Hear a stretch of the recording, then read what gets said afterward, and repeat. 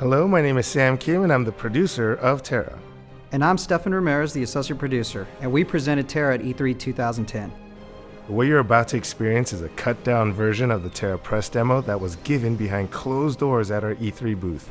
Participants had the opportunity to experience the intense action combat in Tera and to play as 5 out of the 8 total playable classes to take down the evil Captain Marduk.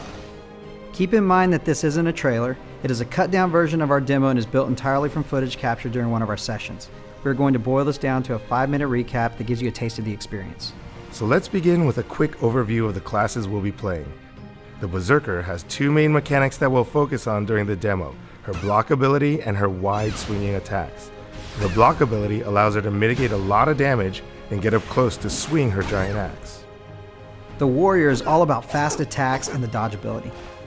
The dodge allows him to evade danger and engage quickly with his 2 swords. The Slayer's arsenal includes his humongous sword and his ability to dodge. While his attacks do take some time to prime up, the Slayer can engage in multiple ability combos to wreak havoc on his enemies. The Sorcerer is our firecracker, dealing incredibly high damage but having low defense. She casts powerful spells from a safe distance to avoid danger. The Priest, with a focus on healing, is a difficult yet essential class within Tera. The Priest must maintain the party's health while deftly maneuvering to gain position and ensure the party's success. Needless to say, I've been the healer for all demos given its difficulty. A little bit about the setting. This demo takes place on Mistmore Island, one of the 80 rich and diverse environments of Tera. Players banded together as stewards of the Valkyrian Federation to take down Captain Marduk and his band of pirates and slavers who had been using Mistmore Island as their base of operations to enslave citizens of the Valkyrian Federation. We'll start here at the docks. From here, we'll make our way up the beach towards our first encounter, the Red Lash Dreadnought. The Red Lash Dreadnought is a good example of what we call a party mob. Party mobs are still soloable with a considerable amount of player skill, which brings us to the action combat system.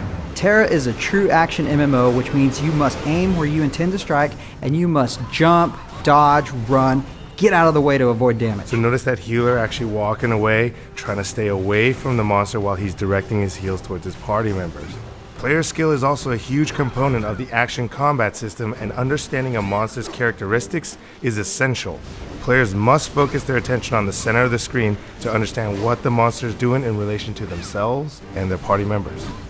Every monster has a unique set of abilities and spells, and will give you a hint prior to using its big attacks. Bam! Alright, you see right there, he just dropped his massive claws into the sand. Anybody nearby was stunned or knocked down. So right before that, he gave you a special hint or a tell. He reared back, he raised those massive claws up in the air, and you had about 1 second to get out of the way. The Dreadnought was but the first encounter, and after taking him down, we still need to work our way out of the beach and towards Captain Marduk's lair. As we infiltrate Captain Marduk's lair, we'll encounter several groups of lesser monsters which will help familiarize everyone with some of their characters' advanced skills and party dynamics. Oh, I love the butchers. These guys get so angry when they don't like somebody, they actually call them out. Every time someone new picks up the game, it's great to see how quickly they learn their advanced skills and engage their roles within the party. Warriors are mixing in their newly learned stun ability, sorcerers really start timing their charged spells well, slayers begin chaining skills together, berserkers come into their own with their knockdown ability, and our healer, well... The healer is always awesome. I attribute all successes to the healer and all failures to the lack of skill of the party. And now it's time to face Marduk. Captain Marduk is a serious challenge requiring players to apply everything we've covered during the demo, including basic skills, advanced skills, and party dynamics. Alright, whoa, right there, that's Marduk's stun ability. That's one of his special attacks. You'll notice right before he did that, he tapped his front foot twice, he reared back, and then he slammed the ground. Anybody close by, you were severely damaged and you're definitely stunned. What you want to do is look for that tap. When he taps that foot, get out of the way. And that ties into what we're talking about when we say player skill is a huge component to Tera's combat. Timing, placement, direction, teamwork, and communication are all key elements to Tera's action combat.